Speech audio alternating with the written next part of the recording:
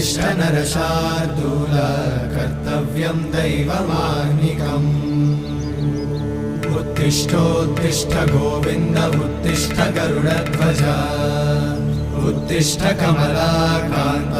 त्रैलोक्यं मङ्गलं कुरु उत्तिष्ठोत्तिष्ठ गोविन्द उत्तिष्ठ गरुडध्वज उत्तिष्ठ कमलाकान्त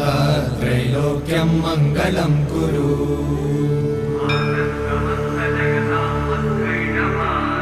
मातः समस्त जगतां मधुकैटभारे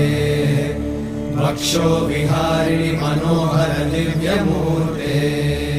श्रीस्वामि निश्रित जनप्रिय दानशीले श्रीवेङ्कटेश दयिते तव सुप्रभातम् तव सुप्रभातमरविन्दलोचने भवतु प्रसन्नमुखचन्द्रमण्डले विधिशङ्करेन्द्रवनिताभिरर्चिते वृषशैलनाथ दयिते दयानिधे अत्यादि सप्त ऋषयः समुपास्य सन्ध्या